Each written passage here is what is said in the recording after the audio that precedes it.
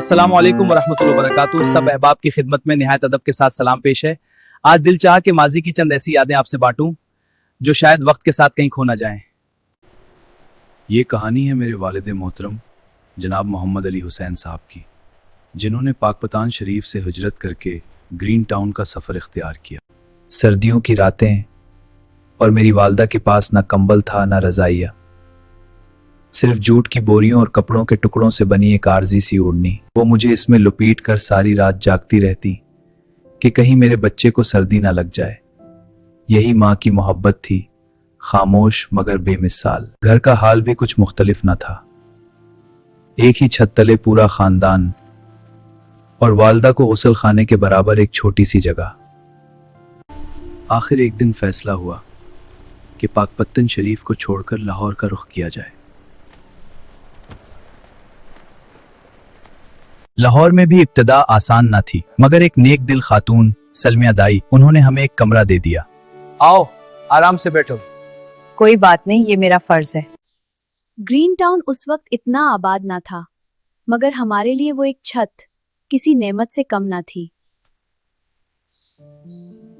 वालिद साहब रोजगार की तलाश में दरबदर फिरते हो, कभी मजदूरी कभी उम्मीद, और जो मिलता उसी से घर का चूल्हा जलता। वालिद साहब ने पाकिस्तान इंजीनियरिंग कंपनी में मुलाजमत इख्तियार की, मगर तनख्वाह कम थी और जरूरतें ज्यादा। इसीलिए वो शाह आलमी से सामान लाकर सड़क किनारे बेचते। गोया मेहनत का एक ना खत्म होने वाला सफर।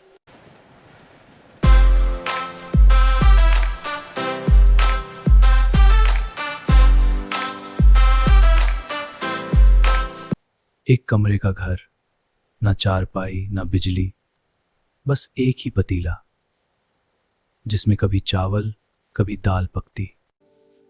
गर्मियों की रातें वालदा हाथ के पंखे से हमें हवा देती और खुद पसीने में भीग जाती। गर्मी अपने उरूज पर थी तो वालिद साहब ने किस्तों पर एक पंखा लेने का फैसला किया। कोट लखपत से 5 स्टार पंखा खरीदा गया, मगर मसला यह था कि घर में बिजली ना थी। पड़ोसी ताजुद्दीन साहब ने मदद की। हाँ बेटा, अब घर में रोशनी आएगी। 50 रुपए माना, पर पहली बार हमारे घर में रोशनी है। बस अब रात को भी दिन जैसा हो जाएगा। वो लम्हा आज भी याद है जब पहली बार पंखा चला।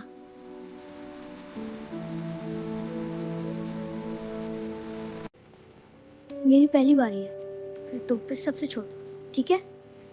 ठीक है।